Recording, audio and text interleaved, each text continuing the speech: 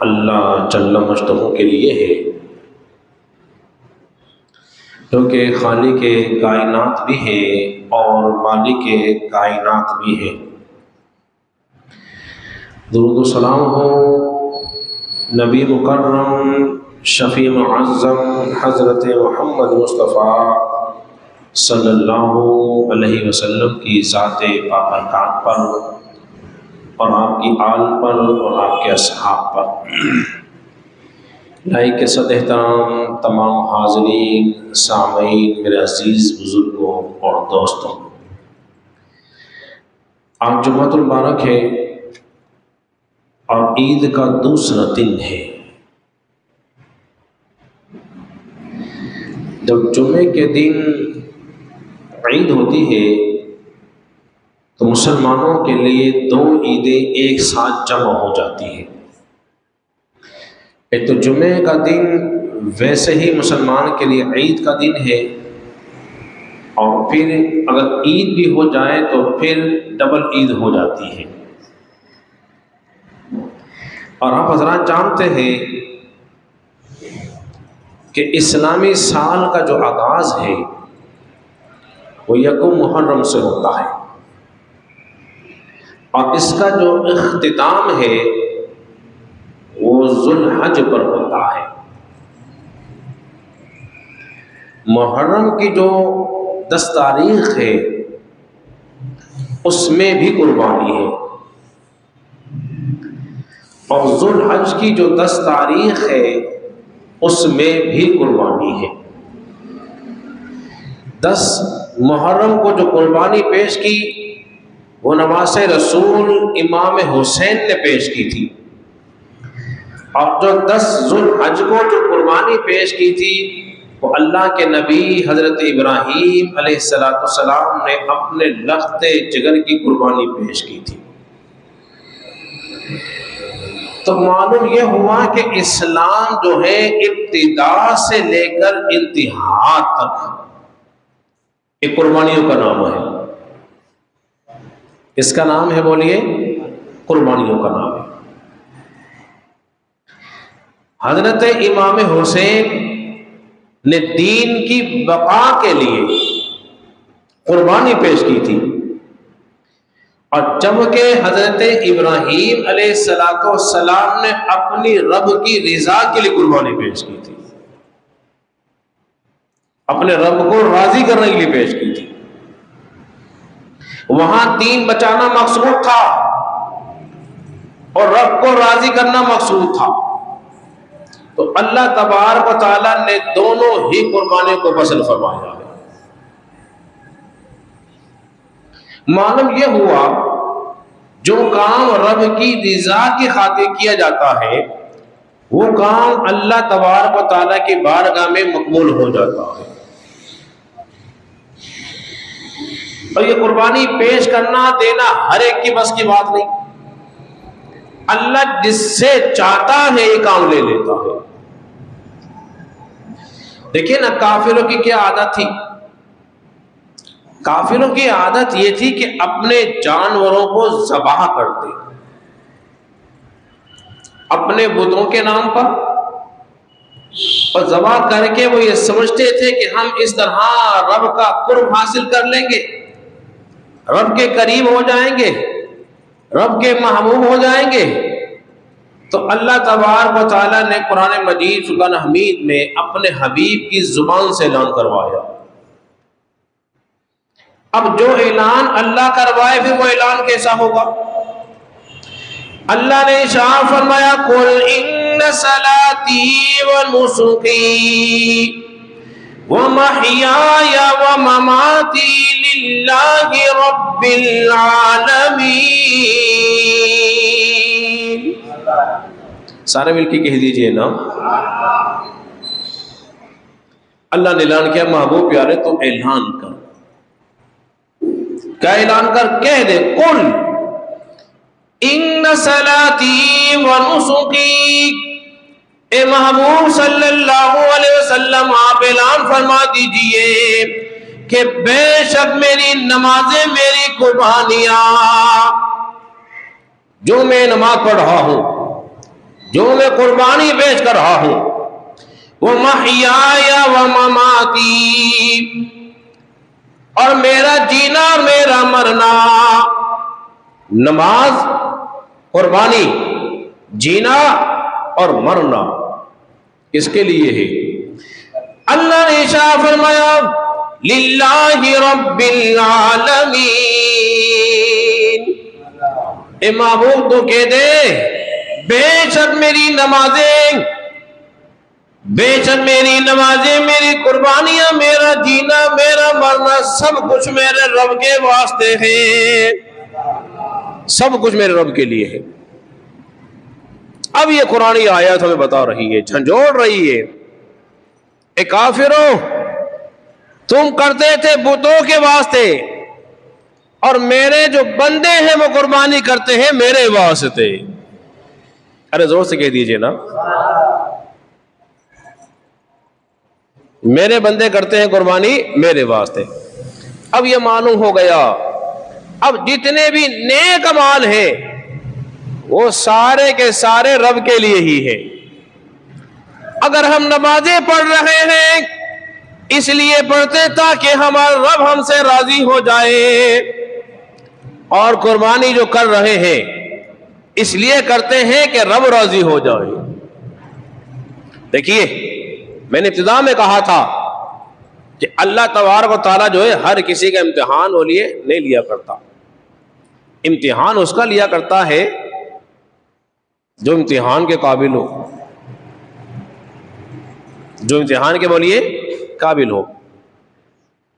اللہ نے شاہ فرمایا وَإِذِ ابْتَلَىٰ إِبْرَاهِيمَ رَبُّهُ بِكَلِمَاتٍ فَأَتَمَّهُنَّ، اور جب ہم نے ابراہیم کو کچھ باتوں میں آزمایا تو انہوں نے وہ باتیں پوری کر دکھائی۔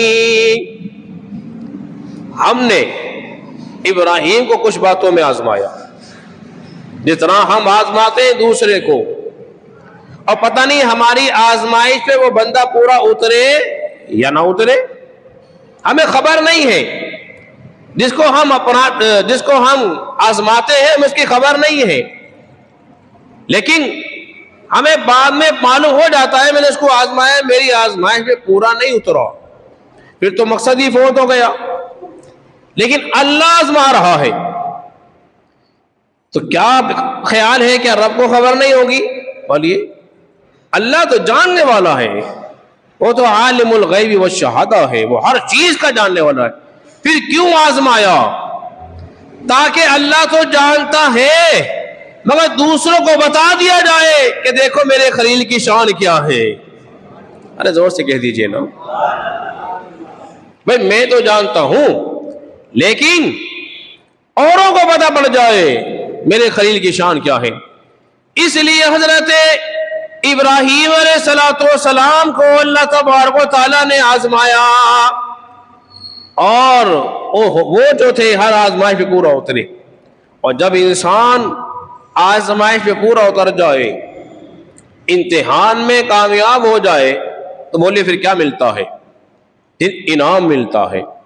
اللہ نے فرمایا قال انی جاعلک للناس اماما، تو پھر ہم نے اس کو لوگوں کا امام بنا دیا ہے۔ ارے زور سے کہیے نا، میں تمہارے سامنے رب کی باتیں کر رہا ہوں اور آپ بالکل ٹھنڈے ہو کے سن رہے ہیں۔ گوشت کھا کے تو انسان گرم ہوتا ہے جی، تو اتنے ٹھنڈے نہ ہو جائیں کہ پھر تو امتحان کے بعد انعام کی باری۔ اللہ نے فرمایا ابراہیم پیارے ہم نے تجھے لوگوں کا امام بنایا ہے، امام بنا دیا۔ اور یہ کب ہوتا ہے؟ پہلے امتحان بعد میں انعام ہے۔ اللہ تبارک و تعالیٰ نے کو کیسا انعام دیا۔ اور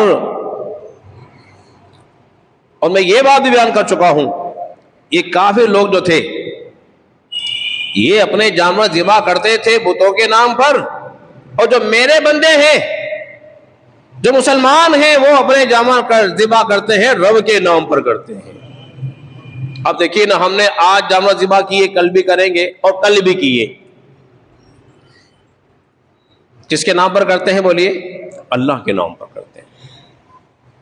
تو اللہ نے اس میں بے شمار فوائد رکھے ہیں. وہ فوائد میں انشاءاللہ العزیز بیان کروں گا کچھ دیر کے بعد. جب حضرت ابراہیم اسماعیل کو ساتھ لے گئے، جب ابراہیم اسماعیل علیہ السلام کو ساتھ لے گئے، اللہ تعالیٰ اس منظر کو بیان فرما رہا ہے. فَلَمَّا أَسْلَمَ وَتَلَّهُ لِلْجَبِينِ، اور جب دونوں نے اپنے رب کے حضور گردنیں جھکا دی. ارے کور سے کہیے نا. حضرت اسماعیل علیہ السلام کو حضرت ابراہیم علیہ السلام نے لٹا دیا، جس نے جانوں کو لٹاتے ہیں ذبح کرنے کے لیے. کیا منظر ہوگا، کیا وہ واقعہ ہوگا. لٹایا ہے دونوں پیغمبر ہے جی، دونوں پیغمبر، مگر کبھی کسی انسان کی قربانی نہیں ہوئی. کبھی انسان نے انسان کی قربانی رب کے حضور پیش نہیں کی، مگر آج پیش کی جا رہی تھی. دونوں نے گردنیں جھکا دی. اللہ نے فرمایا وَأَسْلَمَتْ لَهُ لِلْجَبِينِ، اور جب دونوں نے اپنے رب کے حضور گردنیں جھکا دی. تو حضرات محترم، اگلی بات بیان کرنے سے پہلے آپ کی توجہ دلانا چاہتا ہوں اس امر کی طرف.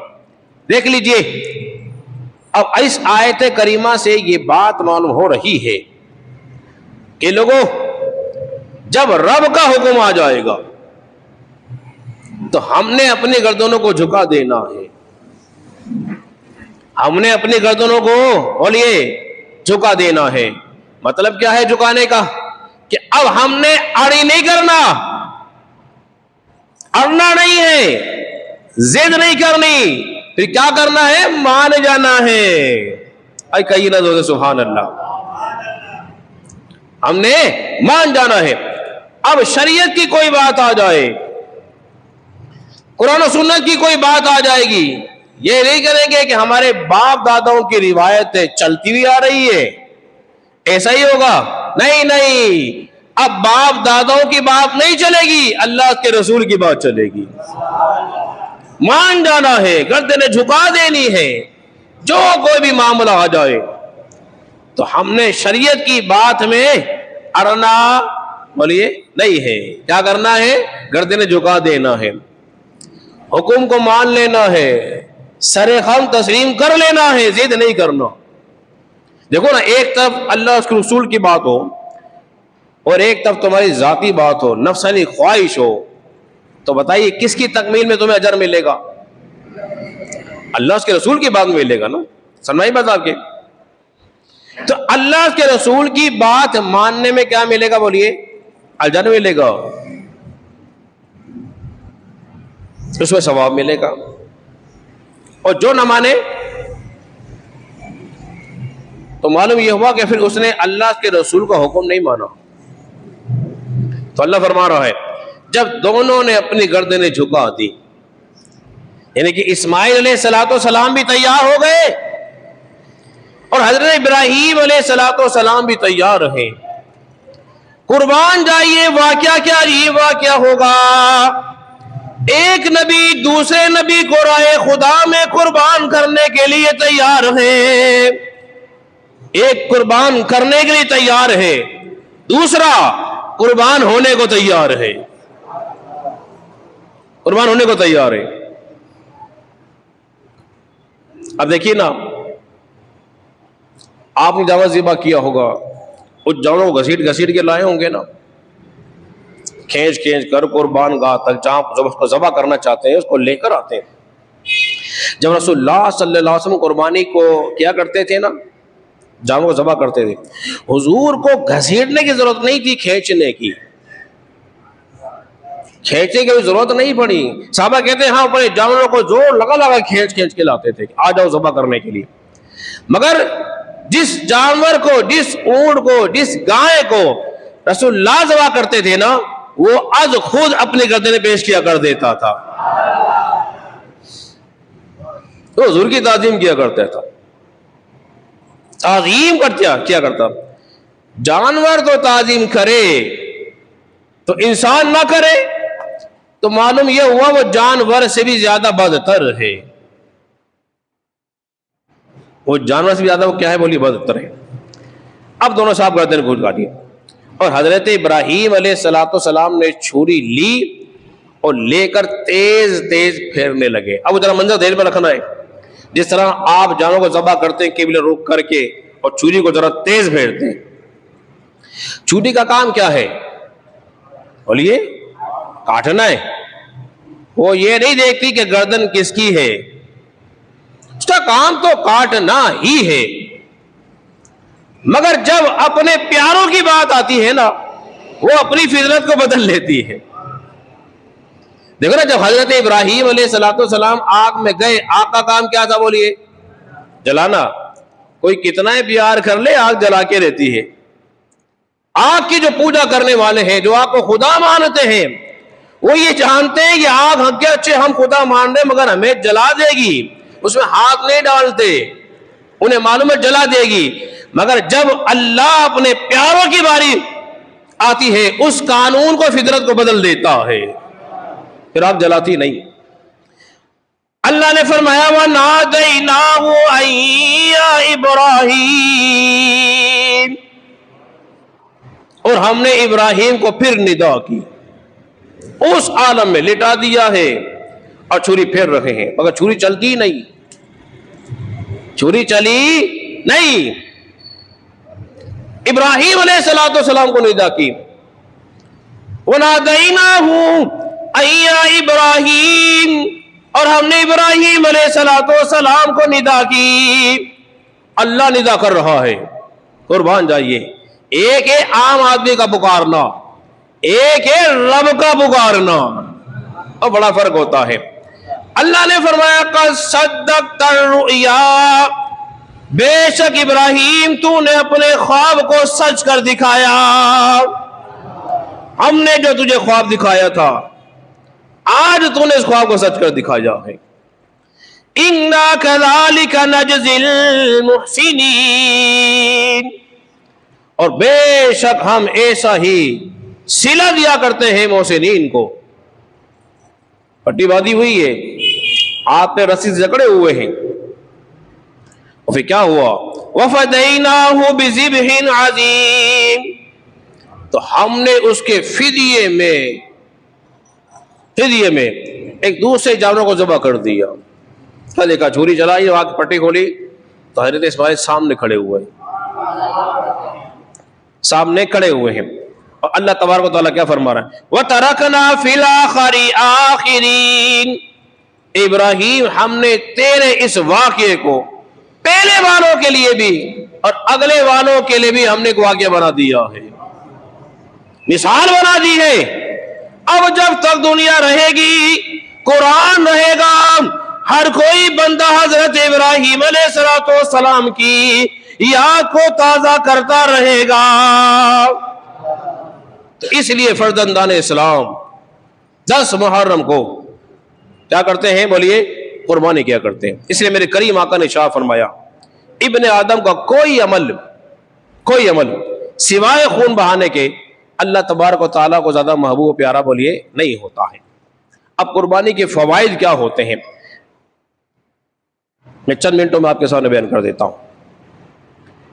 قربانی کا سب سے بڑا اور پہلا فائدہ یہ ہوتا ہے، جیسے ہی قربانی کا خون زمین پر گرتا ہے، گرتے ہی اللہ تبارک و تعالیٰ کی بارگاہ مقبول ہو جاتا ہے. اس لیے علماء فقہا فرماتے ہیں کہ قربانی کے خون کو دفن کرنا بہتر ہے. بظاہر تو خون زمین پہ گرتا ہے، ایک حدیث میں آیا کہ اللہ تبارک و تعالیٰ اس خون کی حفاظت فرماتا ہے. ایک تو یہ. دوسرا کیا ہوتا ہے، جب قربانی کا خون زمین پہ پہلا قطرہ گرتا ہے نا، خون کا قطرہ زمین پہ گرتے ہی اللہ تبارک و تعالیٰ اس کے سابقہ گناہوں کو معاف فرما دیتا ہے. گناہوں کی مغفرت ہو رہی ہے، سابقہ گناہ معاف. اور پھر تیسرا فائدہ کیا ہوتا ہے کہ ہر بال کے بدلے اللہ تبارک و تعالیٰ اس کو ایک نیکی عطا فرماتا ہے. چوتھا فائدہ کیا ہوتا ہے؟ چوتھا فائدہ یہ ہوتا ہے کہ اس قربانی کے گوشت اور خون کو میزان میں رکھ کر، میزان میں رکھا جائے گا، رکھ کر 70 گنا زیادہ اس کا وزن بڑھا کے دیا جائے گا. ارے زور سے کہہ دیجئے. ایک تو یہ ہوگا. پھر اس کا ایک فائدہ اور ہوتا ہے، وہ کیا ہے کہ یہ جانور تمہارے لیے محشر کے دن تمہارے لیے سواری بنیں گے، تم اس پر سوار ہو کے جاؤ گے، جنت میں داخلہ ہوگا. اور اس سے بڑھ کر فائدہ کیا ہوتا ہے؟ فائدہ یہ ہوتا ہے کہ لوگوں کی ضیافت کا اہتمام ہوتا ہے، لوگوں کی ضیافت کا اہتمام ہو جاتا ہے. پھر دوست احباب میں تحفے کا بندوبست ہوتا ہے. تحفہ دیتے نہیں دیتے ہیں گوشت کا؟ ارے بولیے تو، دیتے ہیں نا. پھر غریب جو ہے پیٹ بھر کر گوشت کھاتے ہیں، اور ابابی جو پورے سال جو بکرے کا گوشت نہیں کھاتے وہ اس دن میں کھا لیتے ہیں.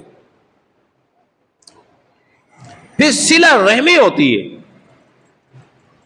صلہ رحمی، اور صلہ رحمی کا بھی اجر علیحدہ سے ملتا ہے.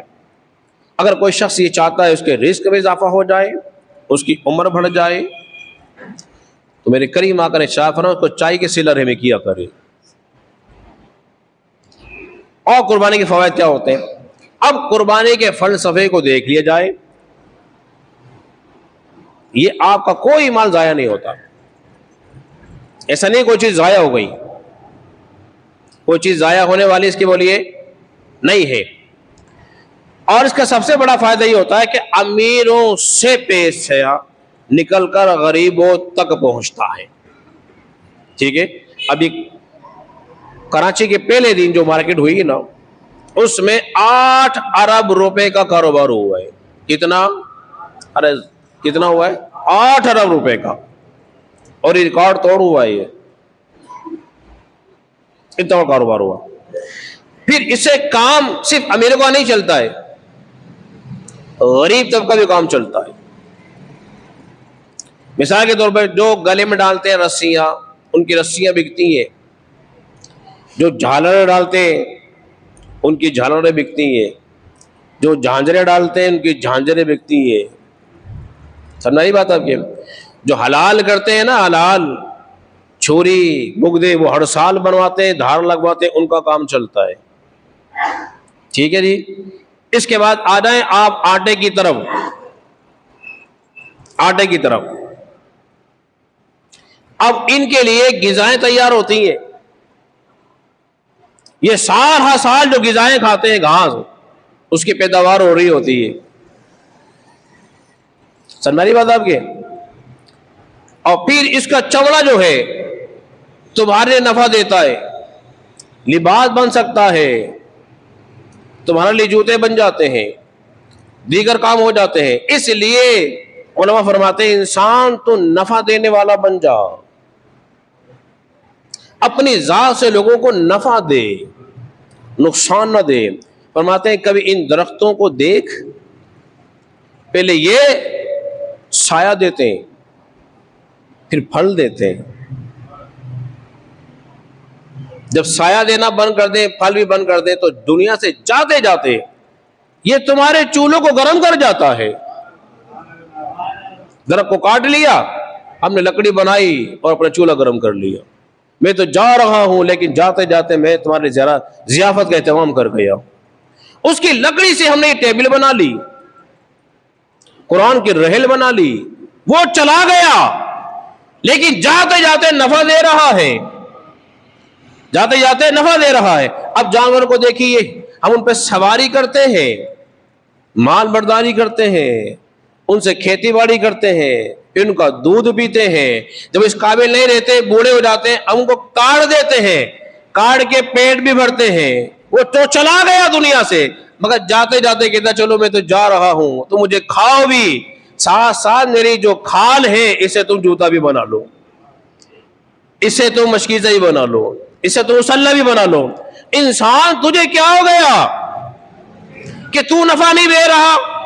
ایک جانور ہو کر، یہ درخت ہو کر نفع دے رہا ہے، تیری ذات سے نفع کیوں نہیں مل رہا؟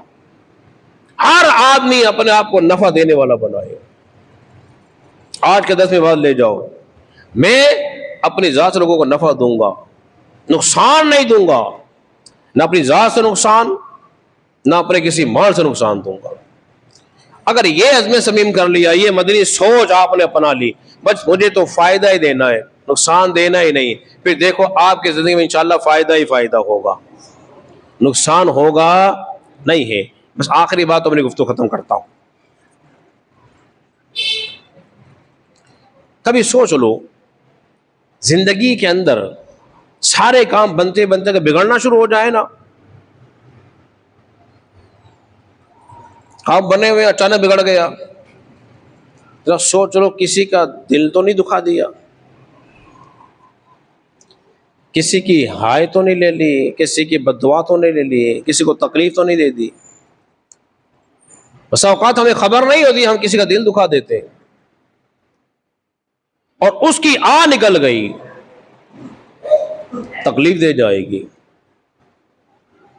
تو لہذا مظلوم کی بددعا سے بچو، اپنے کردار میں نکھار پیدا کرو اور اپنے اندر جذبہ اظہار لے کر آؤ، اظہار، اور جذبہ اظہار ایسا ہو۔